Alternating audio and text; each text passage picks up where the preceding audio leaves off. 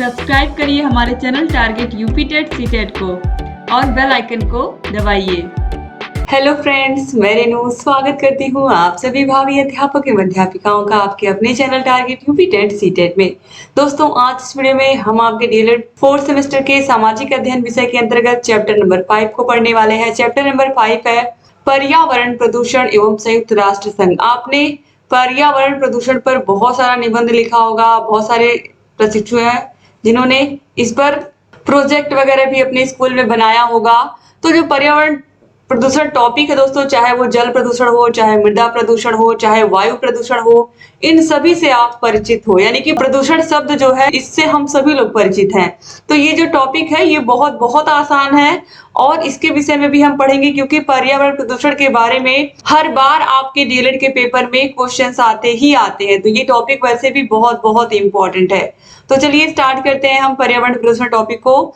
तो प्रदूषण शब्द अंग्रेजी के पॉल्यूशन शब्द से बना है, जिसका तात्पर्य किसी भी प्रकार की बाहरी शक्तियों द्वारा पर्यावरण में असंतुलन की स्थिति पैदा होने से है। और यह असंतुलन की स्थिति प्राकृतिक एवं सांस्कृतिक दोनों प्रकार के वातावरणों के लिए क्षतिपूर्ण होती है, जिसे पर्यावरण प्रदूषण की समस्याएं कहा जाता है। वायु, जल, स्थल के भौतिक, रासायनिक तथा जैविक गुणों में होने वाला अवांछनीय परिवर्तन जो जीवों पर प्रतिकूल प्रभाव डालता है, प्रदूषण कहलाता है। जैसे जब मानव सभ्यता की शुरुआत हुई तो मानव के पास कुछ भी नहीं था। धीरे धीरे उसने आग जलाना सीखा। पहले वो कच्चा ही खा जाता था जो शिकार करता था, फिर उसने उसको पका करके खाना शुरू किया, फिर धीरे धीरे उसने कपड़े पहनना शुरू किया। तो इस तरीके से धीरे धीरे जैसे जैसे मानव सभ्यता का विकास होता गया। आप देखते हो पहले हम किस तरीके से बड़े बड़े टेलीफोन का प्रयोग करते थे, आज हमारे हाथ में स्मार्टफोन है। तो यहाँ आप सोचो कि तब से अब में कितना डिफरेंस है। तब हम पत्तों में, झोलों में सामान लेकर के आते थे या पत्ते से बने हुए बैग का प्रयोग करते थे। आज उसकी जगह पॉलीथीन ने ले ली है। हम प्लास्टिक बैग का प्रयोग करने लगे हैं, हर जगह प्लास्टिक का यूज करने लगे हैं। पहले हम गाड़ियों का प्रयोग करते थे जो बैल चलाते थे, यानी कि बैलगाड़ी होती थी। आज के समय में अब हर जगह गाड़ियां आ गई हैं, तो वायु प्रदूषित हो रहा है, क्योंकि उसमें से जो धुआं निकल रहा है वो बहुत ही उसमें जहरीली गैसें होती हैं। तो इस तरीके से हमारा जल भी प्रदूषित हो रहा है, हमारा वायु भी प्रदूषित हो रहा है, हमारी मिट्टी भी प्रदूषित हो रही है। अलग अलग प्रकार का हम केमिकल प्रयोग कर रहे हैं। पहले लोग खेतों में केवल गोबर की खाद का प्रयोग करते थे या जैविक खाद का प्रयोग करते थे, लेकिन आज हम विभिन्न प्रकार के केमिकल का, कीटनाशकों का प्रयोग कर रहे हैं, जो हमारे स्वास्थ्य के लिए भी नहीं अच्छा है और मिट्टी के लिए भी नहीं अच्छा है। तो इस तरीके से धीरे धीरे जो जिस तरीके से सभ्यता का विकास हो रहा है, कहीं ना कहीं जो हमारा प्रदूषण कह सकते हैं हम, वो क्या है, वो धीरे धीरे बढ़ता जा रहा है। ठीक है, जो टॉपिक है प्रदूषण, इसमें चाहे मृदा प्रदूषण हो, चाहे जल प्रदूषण हो, चाहे वायु प्रदूषण हो, चाहे यहाँ पर आप देखिए भू प्रदूषण हो, चाहे रेडियोधर्मी प्रदूषण हो, ध्वनि प्रदूषण हो, ये सभी बढ़ रहा है। रेडियोधर्मी भी बढ़ रहा है, इसके बारे में भी अभी हम पढ़ेंगे। तो इस तरीके से जो प्रदूषण है, इसके जो प्रकार है यहाँ पर, इन 5 प्रकारों के विषय में हम डिस्कस करेंगे। इनको कैसे हम कम कर सकते हैं या नियंत्रित कर सकते हैं, हम ये भी पढ़ेंगे। ठीक है, तो चलिए स्टार्ट करते हैं। सबसे पहले हम पढ़ेंगे वायु प्रदूषण। वायु विभिन्न गैसों का मिश्रण है। इसमें समस्त गैसों का निश्चित अनुपात होता है। इन गैसों में विभिन्न कारणों से जो असंतुलन उत्पन्न होता है उसे वायु प्रदूषण कहते हैं। सरल शब्दों में यह कहा जाता है वायु का प्रदूषित होना वायु प्रदूषण है। वायु के भौतिक, रासायनिक एवं जैविक गुणों में होने वाला अवांछनीय परिवर्तन जो जीवों पर प्रतिकूल प्रभाव डालता है उसे वायु प्रदूषण कहते हैं। जैसे कि जो मोटर गाड़ियों से निकलने वाला धुआं होता है, उससे पर्यावरण तो प्रदूषित हो ही रहा है। जो गैसें निकल रही है उसमें से जहरीली, वो हमारे वायुमंडल में ही तो फैल रही है और इसी वायुमंडल से हम सांस ले रहे हैं, जिसकी वजह से हमारे स्वास्थ्य के ऊपर भी उसका प्रतिकूल प्रभाव पड़ रहा है। इसके अलावा बहुत सारे लोग प्लास्टिक को जला देते हैं इकट्ठा करके। तो प्लास्टिक से भी जब वो जलता है तो उसमें से बहुत खराब केमिकल निकलते हैं या बहुत खराब जहरीली गैसें निकलती हैं, जिससे जो फेफड़े होते हैं उस पर गलत प्रभाव पड़ता है या प्रतिकूल प्रभाव पड़ता है, जिससे तरह तरह की बीमारियां होती हैं। तो इस तरीके से जो वायु प्रदूषण है, इसका सीधा प्रभाव हमारे स्वास्थ्य पर पड़ता है दोस्तों, बिल्कुल जिसको हम प्रत्यक्ष रूप से कह सकते हैं कि हम देख सकते हैं। ठीक है, अब देखिए वायु प्रदूषण के कारण क्या क्या हो सकते हैं। तो पहला है जीवाश्म ईंधन। जीवाश्म ईंधन वही पेट्रोल, डीजल, मिट्टी का तेल, ये सब जीवाश्म ईंधन होते हैं। तो जीवाश्म ईंधनों आदि को जलाने से उत्पन्न धुआं वायु प्रदूषण उत्पन्न करता है। एसी, रेफ्रिजरेटर आदि को चलाने से क्लोरोफ्लोरोकार्बन उत्सर्जित होते हैं जो वायु को प्रदूषित करते हैं। आप सोचो, जो एसी होता है या फिर फ्रिज होता है वो अंदर कितना ठंडा होता है, ठीक है। तो एसी भी अगर कमरे में चल रहा है तो कमरा पूरा ठंडा होता है। तो ये ठंडा कैसे होता है आप सोचो। और अगर आप एसी के पीछे खड़े होकर अगर आप देखोगे तो देखोगे बहुत बहुत गर्म वायु निकल रही है। वो उसमें कौन सी गैस होती है? क्लोरोफ्लोरोकार्बन। और सेम यही फ्रिज के साथ भी होता है, ठीक है। तो ये भी क्या करता है? हमारे वायु को दोनों प्रदूषित करते हैं। फिर घरेलू कूड़ा करकट आदि को सड़कों पर फेंकने से भी वायु प्रदूषण पैदा होता है, क्योंकि ये कूड़ा करकट कुछ लोग जला देते हैं जिसमें मैक्सिमम प्लास्टिक ही होता है, तो इससे भी वायु प्रदूषण होता है। फिर है कल कारखानों, घरों, खेतों, कार्बन आदि अन्य पदार्थों के ठोस कण वायु में मिल जाते हैं तो धूल वायु प्रदूषण उत्पन्न करते हैं, ठीक है। तो इस तरीके से यहाँ पर ये आपने कारण देख लिए। अब हम देखते हैं वायु प्रदूषण का दुष्प्रभाव क्या होता है हमारे ऊपर। तो जीवाश्म ईंधनों को जलाने से कार्बन डाइऑक्साइड तथा कार्बन मोनोऑक्साइड गैस निकलती है।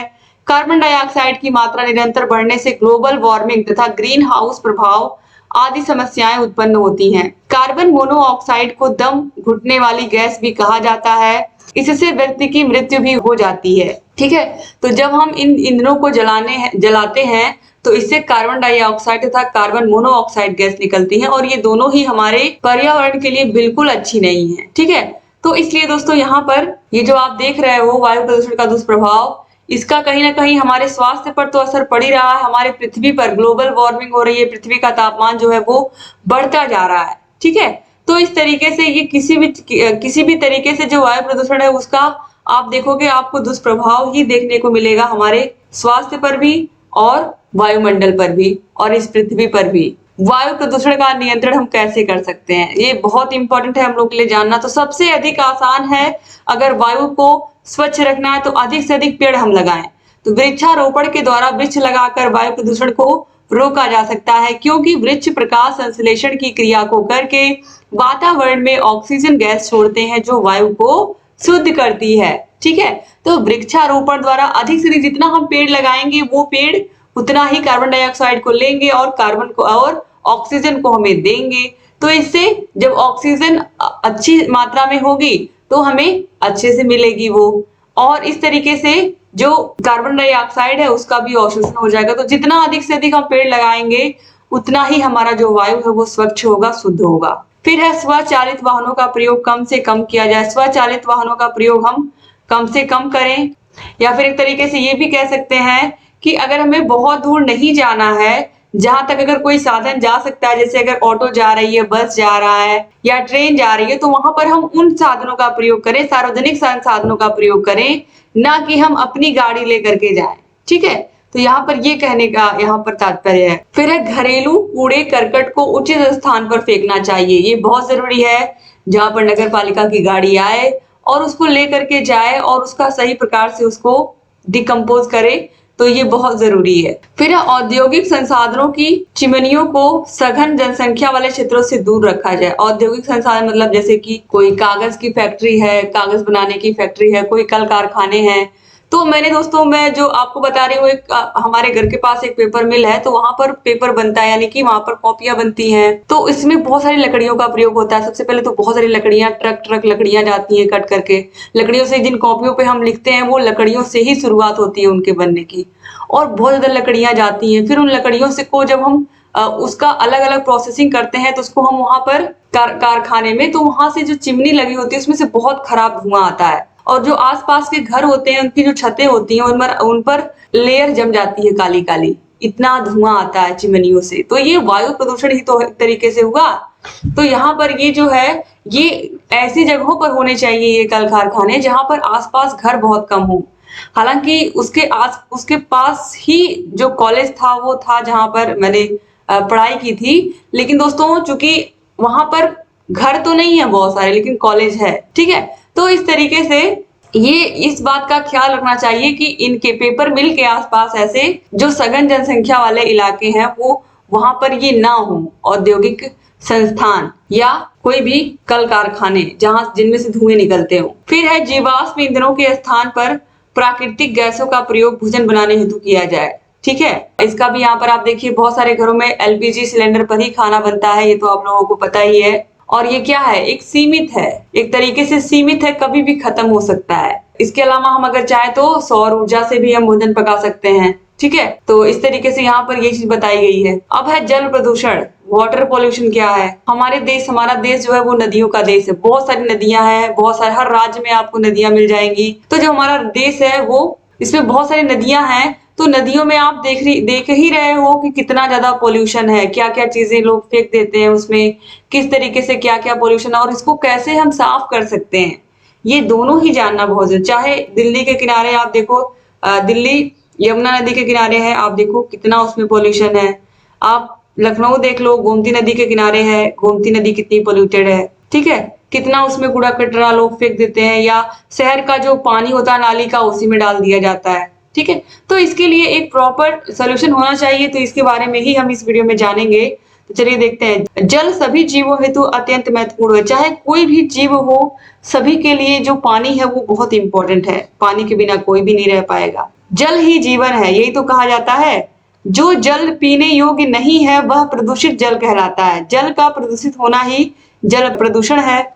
जल के भौतिक, रासायनिक तथा जैविक गुणों में होने वाला जो अवांछनीय परिवर्तन होता है, जो कि जीवों पर प्रतिकूल प्रभाव डालता है, वही क्या कहलाता है, जल प्रदूषण कहलाता है। अब जल प्रदूषण के क्या क्या कारण होते हैं। सबसे पहले देखिए, घरेलू अपशिष्ट पदार्थों को जलाशयों में डालने से जल प्रदूषण होता है। फिर है, व्यक्ति विभिन्न प्रकार के घरेलू कूड़े करकट, धूल आदि को जलाशयों में डाल देते हैं, जिससे जल प्रदूषित होता है। इसके बाद औद्योगिक संस्थानों, कल कारखानों से निकलने वाले कचरे को सीधे गंगा, यमुना जैसी पवित्र नदियों में डाल दिया जाता है, जिससे नदियों का जल प्रदूषित होता है। बहुत सारे कल कारखानों में पानी का प्रयोग होता है और वो कितना गंदा पानी निकालते हैं दोस्तों, और उसको बिना वो रिसाइकल किए, बिना साफ किए उसको सीधे नदी में डाल देते हैं। अपने थोड़े से फायदे के लिए नदियों को गंदा कर देते हैं, नदियों को पोल्यूटेड कर देते हैं। नगर पालिका में भूमिगत नालियों के द्वारा बस्तियों से निकला मल मूत्र प्रायः नदी, बड़े तालाबों या झीलों में डाल दिया जाता है। इसे वाहित मल कहा जाता है, इससे जल प्रदूषण होता है। फिर प्रायः किसान अपनी फसलों को कीड़े मकोड़ों, जीवाणुओं, कवकों आदि से बचाने हेतु कीटाणुनाशक पदार्थ का प्रयोग करते हैं, जिससे जल प्रदूषण होता है। साथ ही साथ खरपतवार को नष्ट करने हेतु खरपतवारनाशी पदार्थ जैसे कि 2,4-D आदि का प्रयोग करते हैं, इससे भी जल प्रदूषण होता है। तो खेतों में जो किसान हैं वो अपने फसलों को बचाने के लिए, जैसे कि इस समय धान का सीजन चल रहा है, तो धान को मैंने खुद देखा अपनी आंखों से, क्योंकि आपको पता ही है कि मैं एक प्राइमरी टीचर हूँ। तो जब मैं जाती हूँ स्कूल तो मैं नोटिस करती हूँ कि पहले लोग क्या करते थे, पहले जब किसी के खेत में खरपतवार जब जम जाता था धान को बैठाने के बाद, तो लोग उसको खुरपी बोलते हैं, उस खुरपी से निकाल देते थे, ठीक है दोस्तों।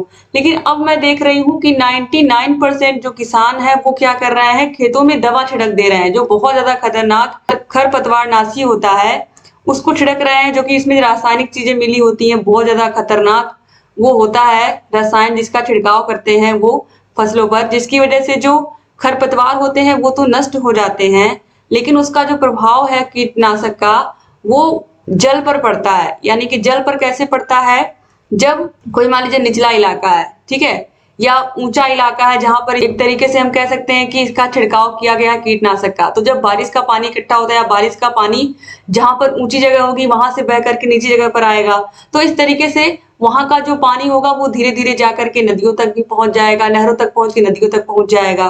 तो इस तरीके से जो पूरा का पूरा पानी है, जो मिट्टी है वो तो पोल्यूटेड हुई, मिट्टी तो प्रदूषित हुई ही उस कीटनाशक से, जो पानी है वो भी प्रदूषित हो जाता है बारिश के मौसम में, ठीक है। तो इस तरीके से ये चीज बहुत अच्छी तो नहीं है, ना तो हम लोग की सेहत के लिए अच्छी है, लेकिन चूंकि बहुत सारे ऐसे किसान हैं जो केवल और केवल फसलों को उगाने के बाद बेच देते हैं, जिससे उन्हें पैसे मिलते हैं, इस वजह से लोग ऐसा करते हैं, ठीक है। तो अब हम आगे देखते हैं यहाँ पर जल प्रदूषण का दुष्प्रभाव। तो जल प्रदूषण का निम्नलिखित दुष्प्रभाव होता है। सबसे पहला है, जल प्रदूषण से मनुष्यों में पीलिया, टाइफाइड, पेचिस आदि खतरनाक बीमारियां होती हैं। फिर है, जापान में मिनीमाटा की खाड़ी के निकट रहने वाले मछुआरे पारे की अधिकता वाले जल में रहने वाली मछलियों को खाने से मर गए, इसे मिनीमाटा रोग कहा जाता है। पानी में नाइट्रेट की अधिकता होने पर ब्लू बेबी सिंड्रोम हो जाता है, याद रखिएगा, अगर नाइट्रेट की अधिकता हो गई पानी में तो ब्लू बेबी सिंड्रोम हो जाएगा। और अगर पारे की अधिकता हो गई, पारा यानी कि Hg, अगर इसकी अधिकता हो गई तो मिनीमाटा रोग हो जाएगा। समुद्र में तेल जल प्रदूषण का कारण है। कैसे? तेल में उपस्थित नेफ्थलीन व मिथाइल नेफ्थलीन के कारण कॉड तथा पोलक मछलियों के अंडे नष्ट हो जाते हैं। तेल से प्लवकों व जलीय पौधों की वृद्धि व प्रकाश संश्लेषण की क्रिया मंद हो जाती है। फसलों को बचाने तथा अधिक पैदावार हेतु किसी कीटनाशक पदार्थ, खरपतवारनाशी तथा अन्य क्लोरीन युक्त पदार्थ ऐसे होते हैं जिनका जीवधारियों द्वारा कम विघटन होता है। ये खाद्य श्रृंखला के जीवों को नुकसान पहुंचाते हैं। फिर है जल प्रदूषण नियंत्रण कैसे हम कर सकते हैं। जल प्रदूषण को कैसे हम नियंत्रित कर सकते हैं? तो जल प्रदूषण को नियंत्रित करने के निम्न प्रकार है। देखिए, पहला है वाहित मल, मल मूत्र गंदा पानी आदि को तालाबों में नहीं डालना चाहिए। इसको किस तरीके से डिकम्पोज, कैसे इसको हमें नष्ट करना है, उसके लिए एक प्रॉपर प्लान बनाना पड़ेगा। फिर है कूड़े करकट को जलाशयों में नहीं डालना चाहिए। फिर है घरेलू अपमार्जकों को जलाशयों में नहीं डालना चाहिए। फिर है कीटाणुनाशक पदार्थों, खरपतवारनाशी पदार्थों का कम से कम उपयोग करना चाहिए। फिर है दोस्तों, शवों का विसर्जन नदियों में नहीं करना चाहिए, इससे जल प्रदूषण होता है। पशुओं को तालाबों तथा पोखरों में नहीं नहलाना चाहिए, ये भी सही बात है। तो इस तरीके से यहाँ पर आप लोगों ने वायु प्रदूषण और जल प्रदूषण को पूरा देख लिया। उम्मीद करती हूँ कि वीडियो आपको पसंद आई होगी। वीडियो अच्छी लगी तो लाइक करिएगा, वीडियो को शेयर जरूर करिएगा अपने कॉलेज फ्रेंड्स को। और अगर अभी तक आपने चैनल को सब्सक्राइब नहीं किया तो प्लीज सब्सक्राइब कर दीजिए। अगर ये पूरे नोट्स आपको चाहिए, सारे विषयों के इस तरीके से हैंड रिटन नोट्स अगर आपको चाहिए तो उसके लिए आप हमारे app target UP TET CTET app को डाउनलोड कर लीजिए। ऐप को डाउनलोड करने के बाद अगर कोई प्रॉब्लम आ रही है कैसे आपको कोर्स को लेना है, तो उसके लिए आप हमारे target UP TET CTET channel के ऑफिशियल नंबर पर आप कांटेक्ट कर सकते हैं 7705 95 45 49। आप इस नंबर पर कॉल करोगे तो आपको आपकी समस्या का हल तुरंत मिल जाएगा। तो डिस्क्रिप्शन बॉक्स और कमेंट बॉक्स में आपको यूट्यूब पर भी सारे विषयों के वीडियोस की लिंक मिल जाएगी, क्लासेस की लिंक मिल जाएगी, मास्टर क्लास के वीडियोस की लिंक मिल जाएगी। तो आप सारे विषयों को देखते रहिए और जहाँ कहीं कोई भी डाउट है हमसे बताते रहिए और आपके लिए अच्छे से वीडियोस हम लेकर के आते रहेंगे और आपकी तैयारी को बहुत ही बेहतर बनवाएंगे दोस्तों। जय हिंद दोस्तों।